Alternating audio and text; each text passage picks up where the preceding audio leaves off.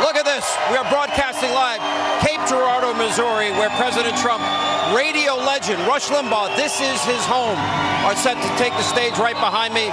And coming up, the president himself, he's going to join us for an exclusive live interview. Plus, we'll take Rush Limbaugh's speech as it happens. So tonight, so much is at stake in a few short hours. You ready? A packed house.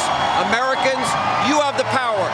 You have the fate of all 435 House seats, 35 Senate seats, and 36 gubernatorial elections. As we speak, the balance of power is literally up for grabs. In just a moment, we're going to break down all of the close races. We're also going to call out the mainstream media and their final negative, over-the-top, predictable push for all their Democratic allies in the Democratic Party. And tonight, we have highlights from the president's final message to you, we the people, as he's been pounding the campaign trail, crisscrossing all across the country. America, you have the power. Tomorrow, you can shock the world again. It's time for our midterm election. Breaking news, Cape Girardeau, Missouri, opening monologue. All right, 2 years ago, Americans from all over this country went to the polls. They cast their ballots for Donald J. Trump. Virtually all the political pundits and analysts, so-called journalists, pollsters, they predicted a huge win for Hillary. They were all dead wrong. Americans, the voters, you shocked the world, and ever since, well, the Trump agenda has been paying massive dividends in just 2 short years. The economy is booming. 4.5 million new jobs, 4.3 million fewer Americans on food stamps, 4 million Americans lifted out of poverty. On the manufacturing front, Obama said these jobs are never coming back. 400,000 new jobs. Unemployment claims are at a 49-year low. In just 2 years, we are seeing record low unemployment for African Americans, Hispanic Americans, Asian Americans, historic unemployment for women in the workplace. These are all records. And for military veterans and for youth unemployment. Median household income is now hitting record highs. 4.2% GDP growth in the second quarter, 3.5% in the most recent quarter. And this all comes as President Trump slashed regulations. Promises made, promises kept. It comes after he signed the single biggest middle-class tax cut in American history. A promise made, a promise kept. He opened up American energy. Now, literally, we're on a path towards energy independence. Greenlighting the drilling in ANWR, the Keystone Pipeline, the Dakota Access Pipeline. A promise made, a promise kept. Negotiating new trade deals in Europe, renegotiating NAFTA, pulled us out of the job-killing Paris Accord. Promises made, promises kept in 2 short years. He's led with peace through strength abroad. He has pulled us out of the one-sided, ridiculous insanity of the nuclear deal. We are no longer dropping cargo planes of cash on a tarmac for radical mullahs that chant death to America. Addressing the looming crisis in North Korea. Keeping the promise so many other presidents made, he's the only one to keep. This promise of moving the embassy in Jerusalem, in Israel, to Jerusalem. Promises made, promises kept. And despite being out of office for 2 years, this is the joke of all jokes. Watching Obama this weekend, Obama with the worst record of any president in modern history, which I will point out, he's now trying to take credit for Trump's success. Watch this. So when you hear all this talk about economic miracles right now, remember who started it. Remember who started it. Let's remind you, the voters, what his actual record is, because it's humiliating and it's embarrassing. 8 years of Obama, 13 million more Americans were on food stamps. 8 million more Americans in poverty, the lowest labor participation rate since the 70s, the worst recovery since the 40s, the lowest home ownership rate in 51 years. Get this, he was the only president in U.S. history never to experience 3% GDP growth in a single year of his presidency. Oh, and the guy that claimed $9 trillion in debt, oh, that's irresponsible and unpatriotic. In 8 years of Obama, he took on more debt than every other president before him combined. That was 2 years ago. Today, President Trump has been making a final pitch to voters in an op-ed on Fox News. And the message is clear. If you want more safety and security and prosperity for the American people from all walks of life, This is about continuing the progress, voting Republican. The Democrats, we know they have no plan to make your life better, safer, more prosperous. 8 years under Obama was a disaster. So instead, what have we been witnessing? Democrats have some pretty extreme ulterior motives. I have been sounding the alarm about this for months right here on this show. When Democrats tell you what their plans are, believe them. Maxine Waters, she keeps saying, impeach 45, impeach 45, reclaiming my time. And by the way, our fellow Democrats keep saying, Maxine, just don't tell them. We'll do it, but just don't tell them. Keep quiet. Keep it a secret. Remember this. I'm in this fight. Yeah. I'm in this fight, and I'm not going to move. And as you know, there's a difference in how some of our leadership talk about how we should handle all of this. They say, Maxine, please don't say impeachment anymore. And when they say that, I say impeachment, impeachment, impeachment,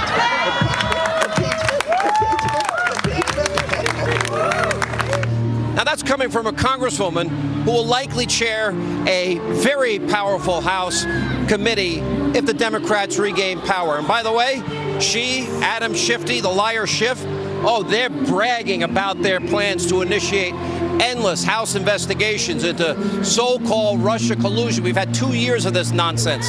The chair of the all-powerful Intel Committee. Watch the liar, Shifty Schiff. Take a look. While the Republicans walked away from the investigation, the Democratic minority has continued, and we've been bringing witnesses in, and we've been learning more, and that work won't stop when we take the majority, but we will be able to get answers the Republicans were unwilling to pursue, records that the Republicans wouldn't ask for. The question, though, that I don't know whether Mueller has been able to answer, because I don't know whether he's been given the license to look into it, is were the Russians laundering money through the Trump Organization? And that will be a very high priority to get an answer to, for the reason that if they were doing this, it's not only a crime, but it's something provable, something that the Russians could hold over the head of the President of the United States. Never ends. It's the same. It's like on a rewind. Never ends. A loop. Democrats, what do they want? They want endless investigations into a farce. They don't want to investigate Hillary, the one that paid for phony Russian lies that led to, lying to FISA court judges and committing, obviously a fraud on the court. And then leaking that information so they can get a special counsel. They don't care about that. They only care about, if it involves President Trump. They want to impeach, investigate the president. And if you want to vote for Democrats tomorrow, you're voting to raise your taxes. Remember Nancy Pelosi, largest tax cut in American history. Literally 90% of working Americans benefit. And you saw what they were willing to do to Justice Kavanaugh. You want higher taxes? You want the lies said about a man that was literally smeared and slandered and besmirched with no due process, no presumption of innocence? They will block all judicial appointments. And by the way, remember the great promise?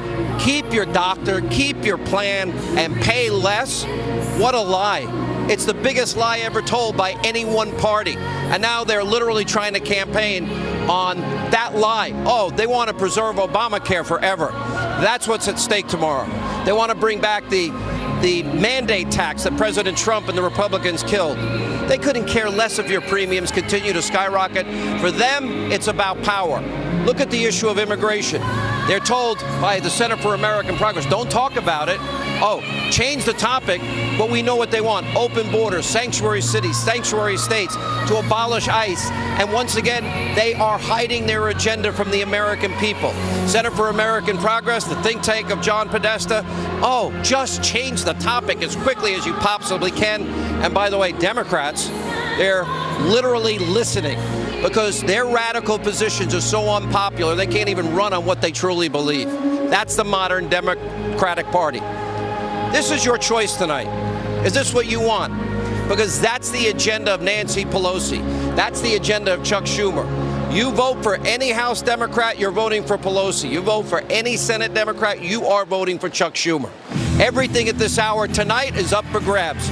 But the good news is you have the power. Tonight, we are working on 3 different scenarios, just so you know. Scenario 1, Republicans maintain the majority in the House, gain seats in the Senate, and guess what? That's a huge win. Republican option number 2, it's a split decision. That would be Republicans losing the House, gaining seats in the Senate. Worst case scenario, which, you know, we'll let the fake news guys over there talk about, would be Republicans losing the House and Senate. That would mean Wednesday morning you hear Speaker-elect Pelosi, Senate Majority-elect Chuck Schumer. In the House, there's literally about 36 toss-ups that will decide whether or not Nancy Pelosi gets that gavel back. Now, these are incredibly close, important races. Look at them on your screen. We also have them on Hannity.com. Literally, states like California, Minnesota, New York, New Jersey, Virginia, everywhere in between. All 435 seats matter. Historically, a sitting president almost always sees losses in the House. Look at this number. In 2010, the first midterm of Barack Hussein Obama, Democrats lost 63 seats. Oh, but he was elected 2 years later. 1994, Bill Clinton, Democrats lost 54 seats. And for the first time in 40 years, leading the way by Newt Gingrich, the Republicans took back the House of Representatives. Both of them, Obama and Clinton, 2 years after those disastrous midterms, went on to win re-election. 2 years later. Over in the Senate, we are watching a handful of very close races that will determine whether or not Chuck Schumer becomes the majority leader. Right here, where we are tonight in Missouri, we are right now, Republican Josh Hawley, who will join us, is polling well. He's up against liberal, radical, leftist, incumbent Claire McCaskill, far-left senator, who's trying to convince the good people of Missouri that she's a moderate. We know that's not true. Don't forget, she voted against Kavanaugh. She voted against Neil Gorsuch. She voted against the tax cuts for the people of Missouri. Her campaign caught on tape, literally supporting widespread gun restrictions and gun bans. But she's not telling the people of Missouri that. Arizona, I can't even believe we're talking about this race. Republican, American hero, Martha McSally, multiple tours of duty, 6 in Iraq and Afghanistan, 28 years of service. While McSally was serving her country abroad, her opponent, radical, leftist, Democrat Kristen Sinema, organizing events with the radical, since indicted lawyer for the blind sheikh, leading anti-war protests in a pink tutu with a group of witches, and I'm not making that up. She was making the case for, oh, it's okay if Americans want to fight with the Taliban. And asked this weekend, she stood by that stupidity. Those are our enemies. And she called Arizonans crazy, the meth lab of democracy. But they're only crazy in a Lindsay Lohan way. We go to the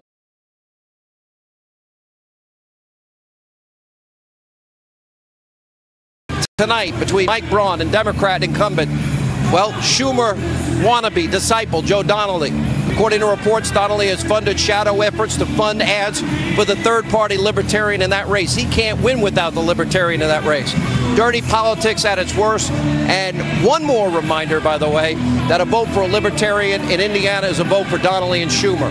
In Montana, this is a state that is now in play.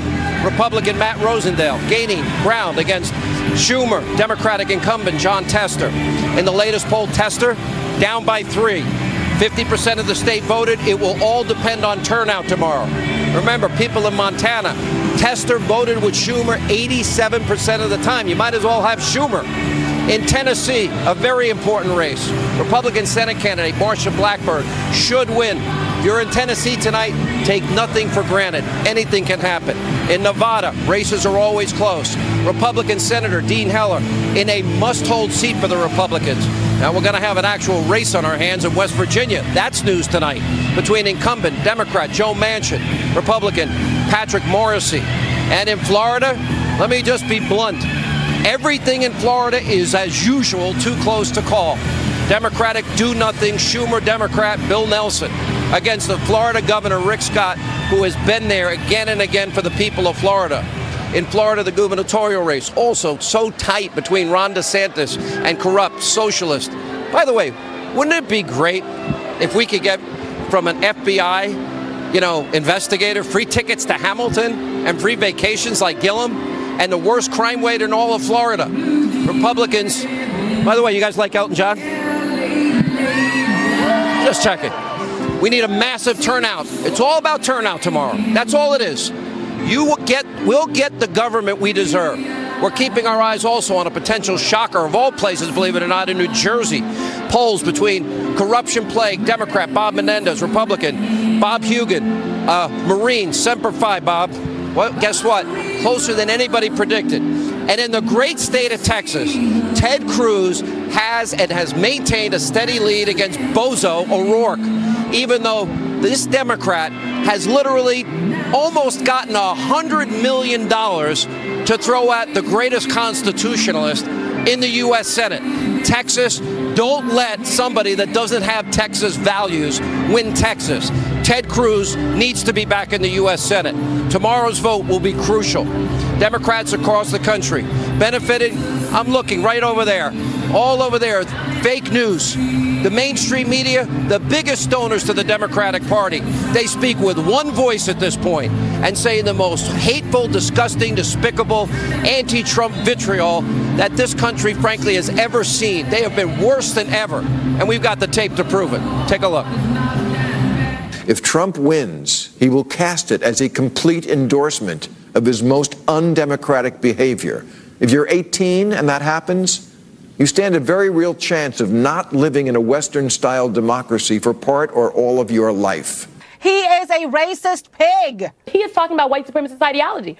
We are not only on we're not on a dangerous, slippery slope, we've fallen. If you had a kid that had A's and B's on their report card, doing well with their trumpet lessons, but also happened to be selling meth out of the basement, you would say, hold on a second. I can't just talk about the good stuff. I've got a problem with this kid. Racism, xenophobia, all these things that I thought were already stigmatized, but Donald Trump has brought them out of the closet, brought them out into the open. He's using them for his political advantage. What Donald Trump did was normalize racism. He normalized overtly racist behavior. How despicable on Saturday Night Live, one so-called comedian making fun of Republican congressional candidate Dan Crenshaw. Oh, a hero who lost his eye while serving our great country as a Navy SEAL in Afghanistan. By the way, all of you on Saturday Night Live can go straight to hell over this. You owe this man a profuse apology. Take a look. Dan Crenshaw. Oh, come on, man. Yo, hold on. You may be surprised to hear he's a congressional candidate from Texas and not a hitman in a porno movie. I'm sorry, I know he lost his eye in war or whatever. Whatever.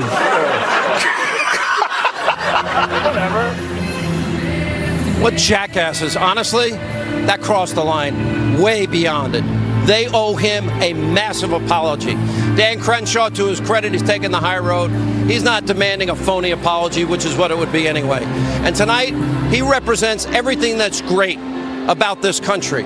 Everything great about the American people. We're here in Missouri and Cape Girardeau, the people that work hard, play by the rules, pay their taxes, raise their kids, obey the laws, and frankly, get left behind by corrupt government where politicians, they just want their power. Finally, government has been working for the forgotten men and women of this country. Like the left, by the way, you know what? He's not playing the politics of victimization. He won't give in to the gutter-level attacks of NBC. Are you proud of that, Tom Brokaw? Where's Tom Brokaw speaking out about this?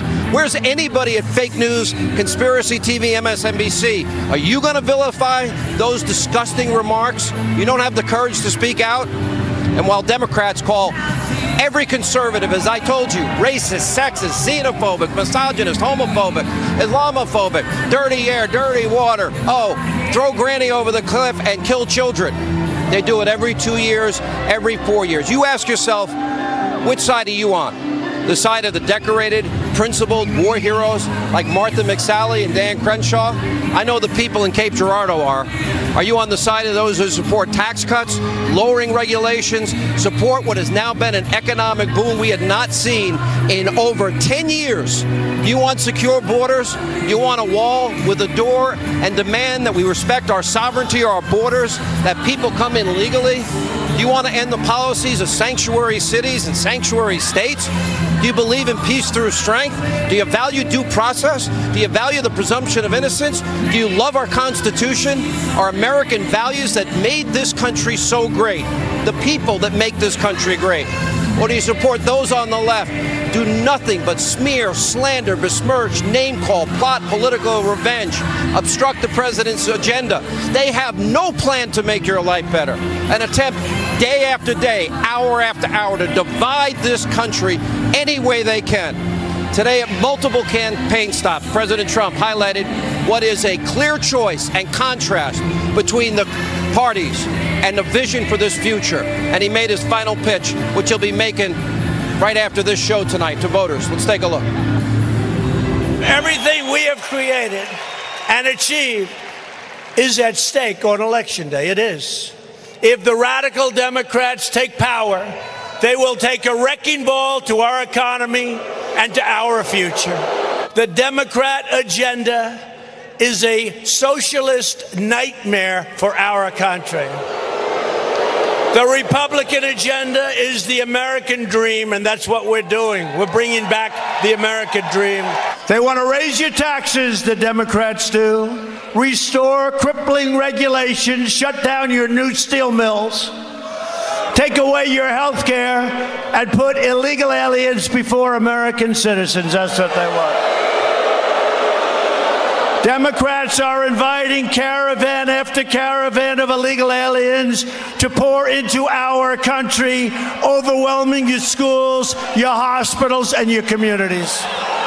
There's only one way to stop this Democrat-led assault on America's sovereignty. You have to vote Republican tomorrow. You have to. I am asking every citizen from every party, every background, and every race, color, and creed to reject the Democrat politics of anger and division and to unite behind our proud and righteous destiny as Americans all together.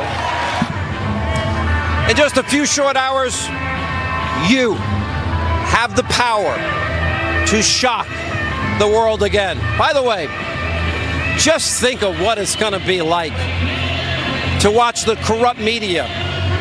If you do it again, they will lose their minds. We're in Cape Girardeau, Missouri. Judge Jeanine, David Limbaugh, his hometown. Rush is going to be on stage in a little while. And the president, he joins us for a one-on-one interview. It's election eve. We're in the great Show Me State. How are you all doing? You all having a good time? Look at this crowd. It is packed to the gills. Look at everybody. President should be here shortly. They're revved up, ready to go, and I hope you're all ready to vote tomorrow. Quick break. We'll come back. Cape Girardeau, it's Hannity. Stay with us.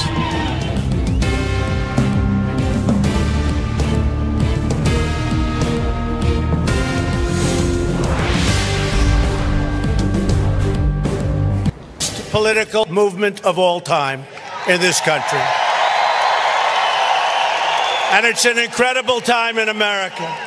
Jobs are soaring, wages are rising, poverty is plummeting, and more Americans are working today than ever before in the history of our nation. Tuesday is your chance to send a message to the Democrat mob and to everyone who has made it their mission to denigrate our movement and to divide our great nation. It's not going to happen. All right, that was President Trump at his Ohio rally earlier today, making his closing arguments before what is a historic midterm election tomorrow. I hope you like the fact that you have the power. We're live tonight. We're in Cape Girardeau, Missouri. Big Senate race here. Josh Hawley is going to check in with us. By the way, the president is arriving. We're going to go backstage and see him in a minute. Joining us now is author and attorney. He is Cape Girardeau's own David Limbaugh. And, oh, now it's perfect timing. Sweet child of mine, right? And Judge Jeanine is here. How are you? Let's give it up. Look at this. All right, so what are we going to see tomorrow? I mean, we know what the predictions are. As far as I'm concerned, polls are meaningless. They are meaningless. Look, we are living in very unusual times. As you say, the balance of power is at stake. It's razor thin. Unexpected turnout can change everything. There is no predictability here. Here's the bottom line, Sean. If you like the economy we're in that's going through the roof, if you like the fact that you can get a job, that you're in a position where even if you have a job, they're going to give you a raise because they don't want you to go somewhere else, this is what the America that you want. By the way, Saturday Night Live did a horrible job on you. It's all right. By the way, what a bunch of jackasses what they did to that Navy SEAL American hero. Oh, terrible. What terrible. a bunch of... Listen, I'm holding myself back. David, this is your hometown. You're a star in this town. Your brother's a star in this town. Your daughter's now a star in this town. You know, Judge Janine is exactly right. We face a stark choice. We have made so much progress in making America great again, restoring its prosperity and strength. And the Democrats talk about divisiveness, Sean. If they win, they are going to try to be divisive for the next 2 years with their investigation. David, there's not one thing I hear them say that is going to improve the lives of people in Cape Girardeau or anywhere. Nothing constructive. It's all about slandering Trump. They say he's a threat to democracy. They still haven't accepted the public's will in electing him. Yeah. And you know what? This is a man who is relentless in his promise keeping. You know, as you look around here, promises made, promises kept. He moved the embassy to Jerusalem, and the economy, the strongest economic growth streak in history. Everything is better. This is the America we want. And people need to understand if they don't go out, it ain't happening. So this is what's happening. Let me describe the scene here if I can for everybody. Wild. They're like firing out hats and T-shirts. I mean, this is literally like a rock concert. And the crowd outside is bigger than the one inside, about 10,000 people. You know, when this was first scheduled to happen, some 60,000 people applied for 7,500 seats. It's probably more than that. People are excited. I agree with the judge. We are going to take this. There's not going to be any blue wave. There's not going to even be a blue puddle. We're going to win this thing. You know, the bottom line is, this is where people have to understand what they do tomorrow matters. It's all about turnout. It is. If you want the country you want, get your ass out and vote. Absolutely. And you know what? These are the people of America, not the right and the left. And that these are the real people who are out here at 4 in the morning, some of them. The people that work hard, play by the rules, pay their taxes, obey the laws, raise their kids. Oh, the irredeemable deplorables. Yes. That cling to their God, guns, and religion. Those people, David. By the way, we're still here. This is still America. We don't threaten their freedom. They do threaten our freedom. By the way, how funny was it watching Obama? No, you didn't build that. I built that. Yeah. That was great. Yes. All right, you all having a good time? What a crowd. We'll come back. When we come back, the President of the United States from Cape Girardeau.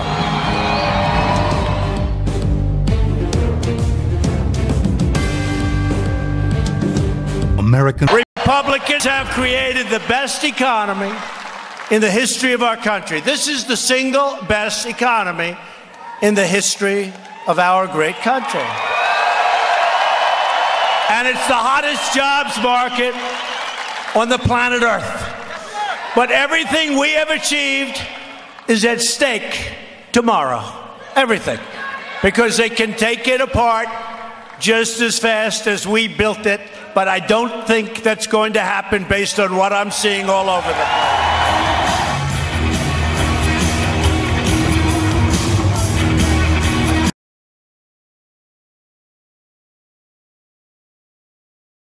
Are in Cape Girardeau, Missouri. Missouri, obviously a very important state. Josh Hawley going up against liberal Democrat Senator, kind of Chuck Schumer also, like Democrat, and that's Claire McCaskill. And when the president gets here, we'll go right to him. But in the meantime, we're joined by Sean Spicer, Dan Bongino, and Matt Schlapp. It's a little more quiet in here. Good to see you guys.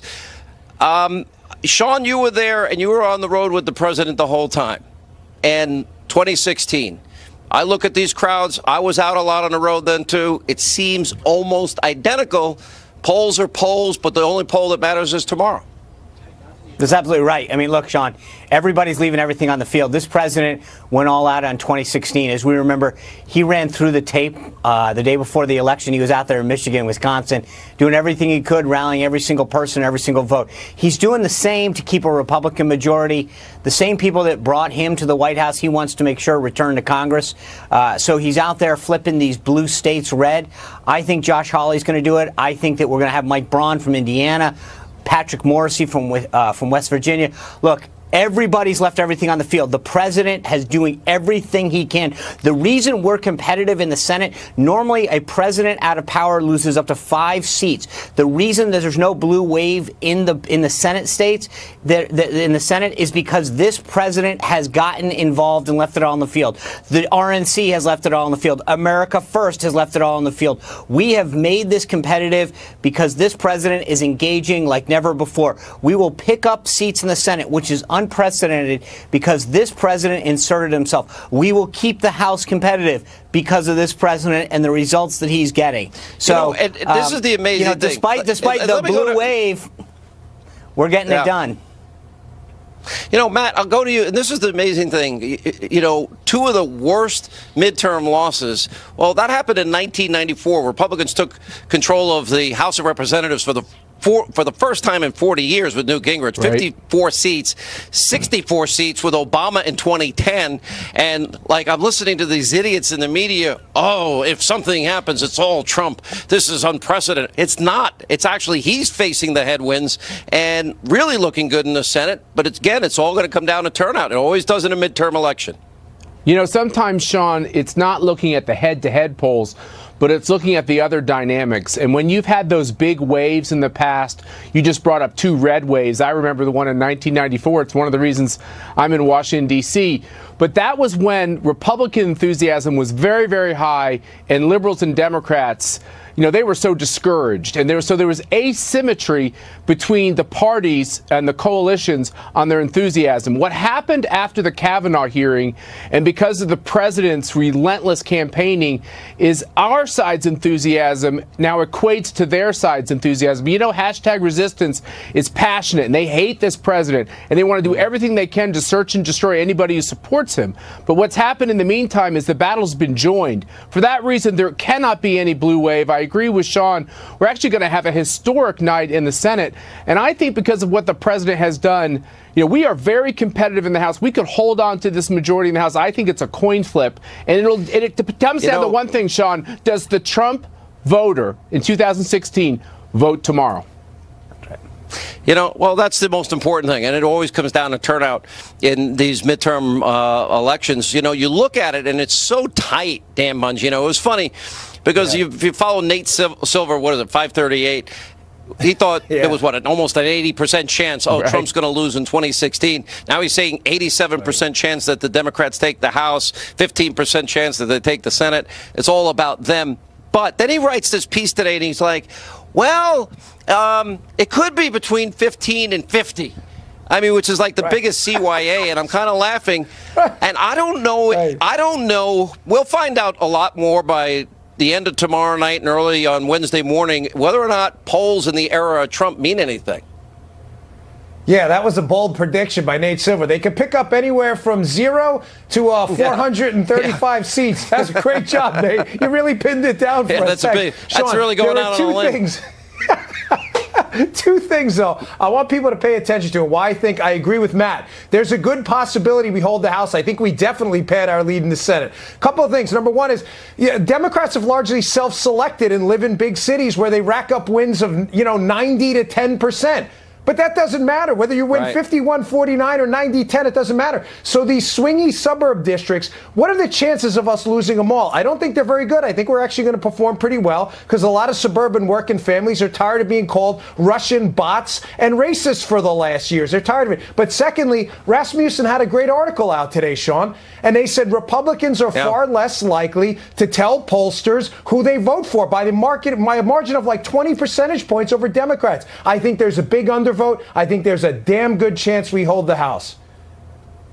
It's very interesting. Matt Towery is a friend of mine, longtime pollster out of Georgia. He's saying this is a very different environment, and they're not even polling, landlines anymore. And there's an oversampling of Democrats, oversampling of young people. 2004, the exit polls, Sean Spicer, John Kerry was the president. 2 years ago, when the exit polls came out at 5:15 Eastern time, and I looked at it, Donald Trump had lost Florida, North Carolina, Ohio, Pennsylvania, Michigan, and Wisconsin, and he won them all. And That was the day of the election. The media is giddy because they're reading this information thinking it's gospel truth, and it's not. That's absolutely right. I mean, I talked about this in my podcast today, that there are the lessons from, no one learned the lessons of 2016. You look at the intensity of the president's rallies, the number of people that are coming out there waiting in line for hours on end just to hear him speak. These are people that understand what's at stake.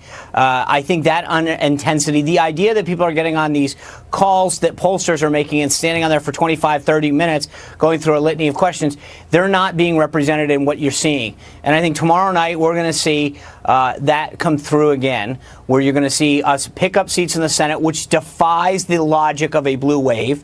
And then I think we're going to keep the House. It may not be pretty. It may not be decided tomorrow night.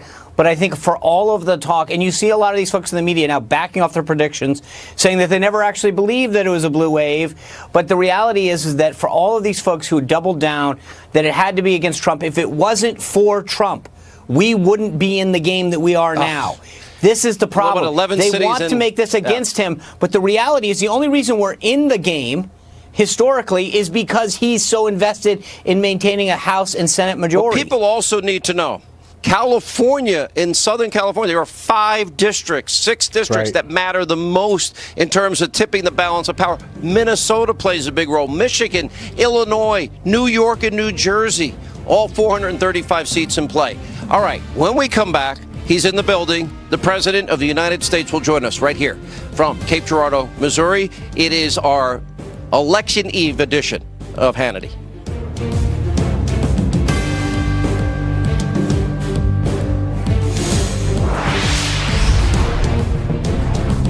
All right, well, back to Hannity. We are in Cape Girardeau, Missouri. As you can see, we have a massive crowd outside. The president apparently walking in the building is going to stop by here before he has a big rally. Cape Girardeau, the home of radio legend Rush Limbaugh. He will be introducing the president tonight. We go back out into the crowd where our very own Janine Pirro is standing by.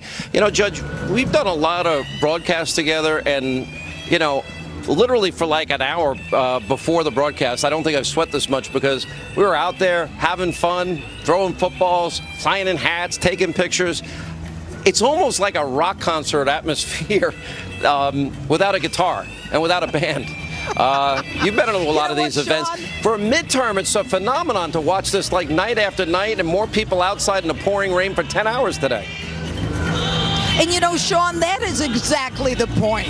Because as I'm out here listening to everyone, you realize these people are so psyched. We have never seen more people vote before a midterm election as early as they're voting now. The energy in this crowd is unbelievable. I've talked to people who've been here for 12 hours already. And it doesn't matter. These are good, hardworking Americans who know what they want, who know that Donald Trump has made a difference for them. They're willing to stake their day and their night on it in the rain, in the cold, and they are psyched. And if this is any reflection of what's going on in this country, and as you and I know, I think it is, it may be a good day, but it is, as you have said, going to be razor thin. I will tell you, Florida, too close to call. Tennessee's looking good with Marsha Blackburn. You can't take it for granted. This race in Missouri with Josh Hawley is crucial to whether or not the Republicans have a successful night in terms of keeping the Senate. The same with Indiana, Joe Donnelly. If the Libertarian wasn't in that race, he would lose by 10 points. Yep. I'm hoping people understand that that's splitting the vote. Then you go to John Tester. All of a sudden now, wow, the Libertarian pulls out. Now his opponent is now up by 3. And then, of course, Nevada, always a close state, but Dean Heller holding on to a slim lead. The only thing that's surprising me is the mixed polls in Arizona.